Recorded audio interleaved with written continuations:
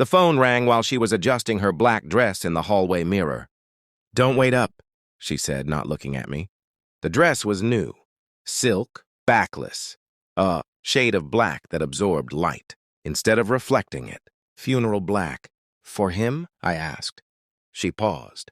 Just for a second. A fracture in her reflection. "For my boss's dinner," she replied. Calm. Rehearsed. My screen lit up again. A message preview from an unknown number.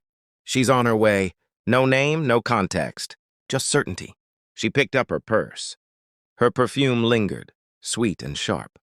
A scent I once associated with anniversaries. Now it smelled like departure. At the door, she added, "Try to be useful tomorrow.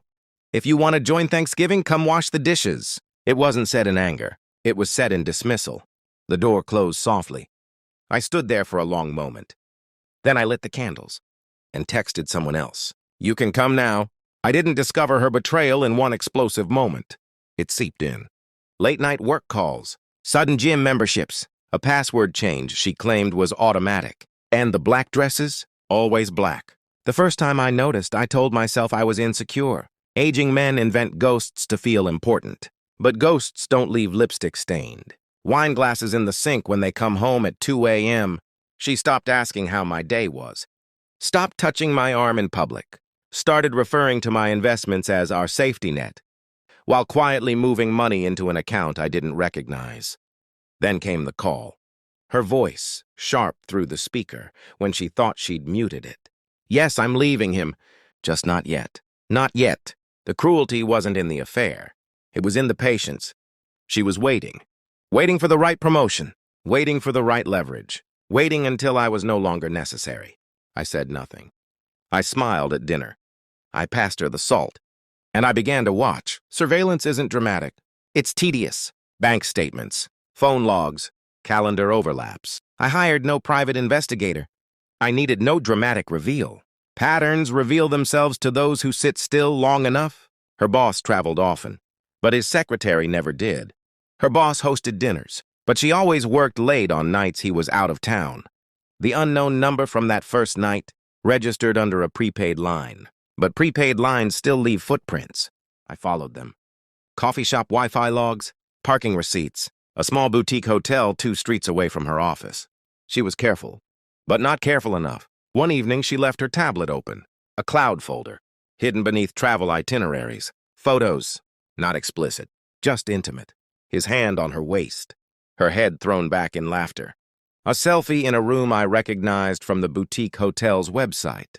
The secretary. Not the boss. I almost admired it. She hadn't climbed up the ladder. She'd slipped sideways. I kept breathing, kept smiling, and made a reservation of my own, a villa in Switzerland, paid in full, under my name only. Thanksgiving morning. My phone rang at 6 a.m. My daughter-in-law's voice sliced through the quiet. "If you want to join Thanksgiving, come wash the dishes." I leaned back in my chair. "Enjoy," I replied, and hung up. By noon, I posted the photos. The villa. Glass walls overlooking snow-covered mountains. A fireplace roaring behind imported leather chairs. A dining table set for 2. Candles lit. Captioned simply, "Grateful for peace." Within minutes, the first call came. Then another. And another. 71 calls in 3 hours. From her. From her son. From my daughter-in-law. From an unknown number I recognized.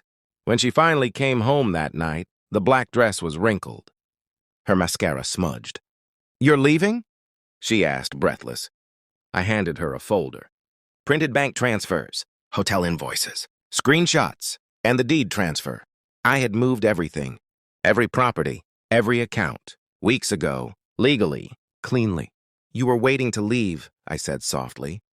"I decided not to wait with you." Her face drained of color. The confidence cracked.